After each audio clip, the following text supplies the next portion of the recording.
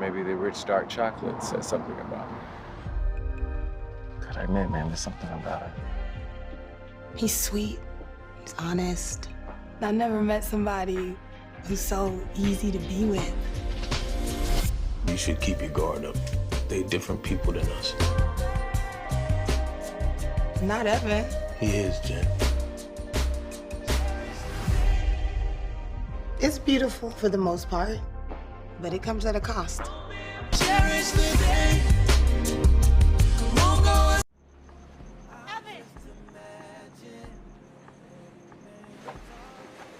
Did you hear that? Evan! Evan, you up there?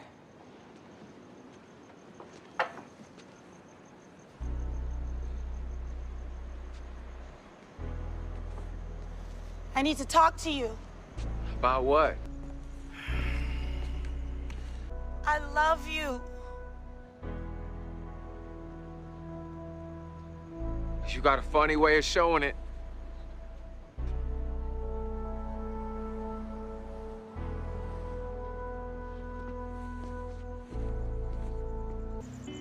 I want to be by your side. Evan Fisher. Will you marry me? Is this the girlfriend? Yes. Now what happened to the light-skinned one? You'll have to excuse my sorrows. Mom, this is Jen. I know exactly who you are. Hello, gently. I'm Marilyn. It's nice to meet you. You are so pretty. Oh, my goodness, how sweet. Right? Excuse me.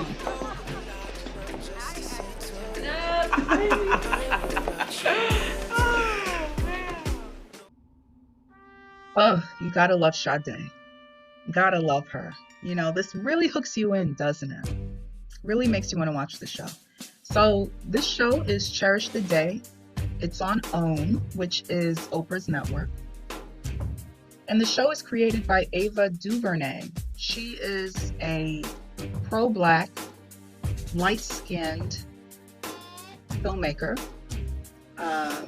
journalist turned filmmaker, which is interesting because that career choice tends to attract certain personalities.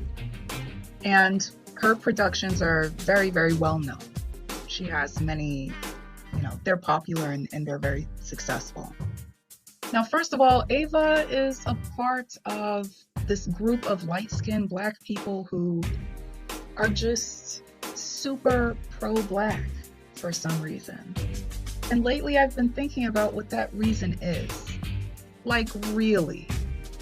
Is it that they want praise from the Black community? They want to be uplifted by the Black community and they want to be like queen of the community, queen pro-Black. And that would be acceptance, right? Acceptance that this light-skinned person never had from other Black people.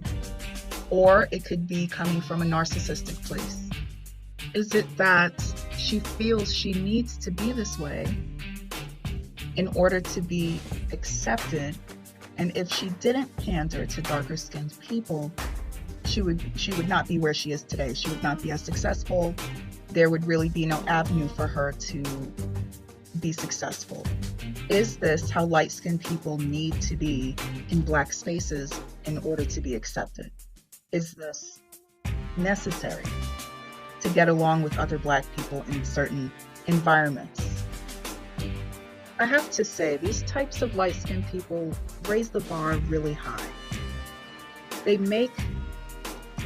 shape the community's expectations of all light-skinned Black people. So if you have the light-skinned pro-Black people who are in the spotlight being as pro-Black as they are, and as, militant and extra about their support for the Black community as they are, then the community is going to expect that from all light-skinned Black people. But not all of us are ass kissers. Now, being pro-Black does not make you an ass kisser, but being pro-Black in the way that these light-skinned people are, being hyper pro-Black, de facto representative of the entire Black community, pro-Black, that's going to be expected from the community, and us normal light-skinned people aren't with that. I will be pro-Black if I want to be, not so that I can make other people feel better about my existence or their existence. I want to clarify this. I don't look at light-skinned and dark-skinned people in terms of ally, enemy, in-group, out-group, friend or foe. But everyone knows that the Black community feels a certain way about light-skinned Black people. And the theme of this show shows what that is. Upper class, sedity, stuck up, light-skinned family, clashes with darker-skinned, lower class, urban, gutter, as someone put it, family. And you have these star-crossed lovers trying to make it work because you need a love story in order for people to watch, right? But you see how light-skinned people are portrayed in programming like this, where they're portrayed as privileged and stuck up and other. This does not help their image. So that's why the show is problematic in that way. And since it doesn't help their image, it won't help light-skinned people's relationship with other Blacks, especially in this social climate. Actually, here's an example of how a lot of Black people currently feel about lighter-skinned Blacks, how they already feel about light-skinned Black people. Some of y'all light-skinned niggas get on my goddamn nerves. There's something about constantly needing validation from Blackness while simultaneously distancing yourself from everything that reminds you of it that screams, bitch, you can't actually sit with us. Like, it's hard to be seen when these Martin Luther Cream, Talcum X, Rachel Dolezal ass bitches are taking up all the space, absorbing all the light, speaking with my voice while I disappear into the background of my own oppression, and you complain that you can't say nigga without your grandmother's racism threatening to crawl from your throat while I don't know, an actual nigga, am too busy dying on your mismatched tongue. And if Jesus is in fact a Black man, he must be a light-skinned nigga too. Because that's just like y'all, to be instrument and evidence of death and still be praised. Still be worn around a white man's neck, a symbol of peace or diversity. We niggas, we the first ones to pray for you and the last ones to be in your prayers. You say, God bless the white man. God bless the wolf. God bless the sheep's clothing, but never the niggas, never the herd, never the skin you strip bare off our bones just to prove that you belong here. You got the acting skills of a middle school play. You shuck and jive and then call it code switching. You fuck a white man and say hashtag goals, hashtag post-racial America, hashtag I am the poster child for what we all expect niggas to be. And it must be so nice to look so much like the oppressor you forget about the noose waiting for you around the corner. You ungrateful ass house niggas. You forget the fields that birthed you. Forget that master still make you sleep in the barn when you done riding his dick like that. Well, you flip-flop motherfuckers. You unreliable assholes. You chocolate and vanilla swirl-faced niggas. Do you know how quickly they will come for you? How they will sell a Black body just to make a fast dollar. Whiteness is taken just as easy as it's given just as easy as you pass out Black cards. Let your white friends say nigga. Allow them access to a violence they already know so well. Violence that fits perfectly within the palms of their hands. So when they come for us with their rope and their fire and their metal and our bones, when they chant our names like a death song in the streets, when they ground opens up to swallow us real niggas whole, they will come for your blood next. But when you call to us for help, we will remember exactly where you stood before the ashes fell. We will remind you where you were when we needed you the most. Well, there's a lot to say about that clip. There's too much to say about that. But I actually want to know what the viewer thinks. Let me know in the comments what you think about that. Overall, I think that I'm looking at a person with a lot of insecurities.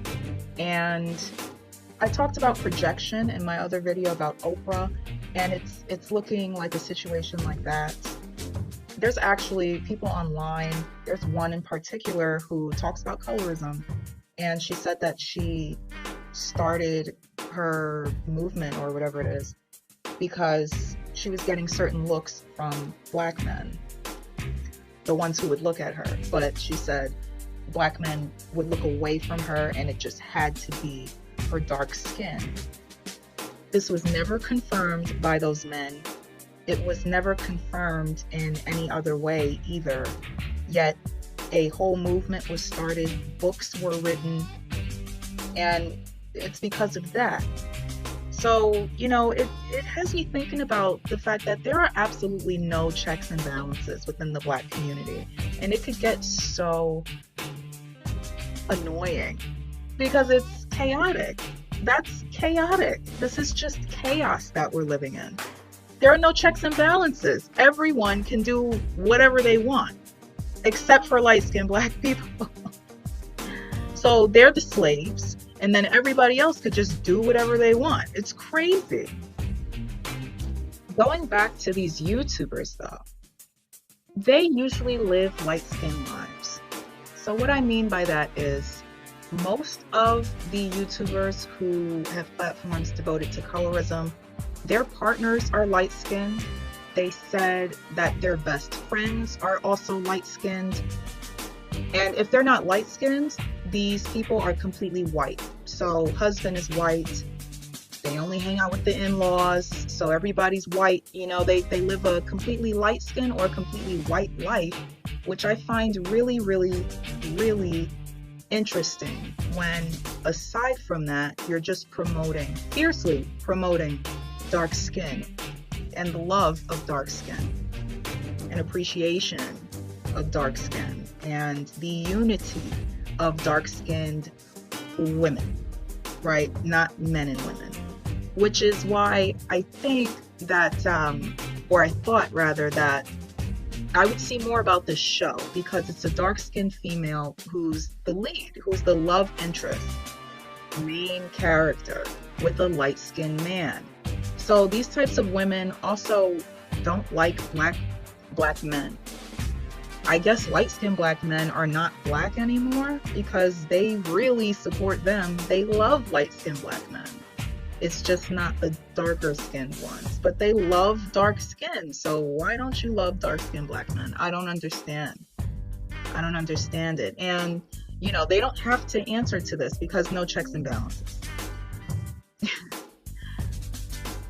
No one has to do anything. No one has to be accountable for anything.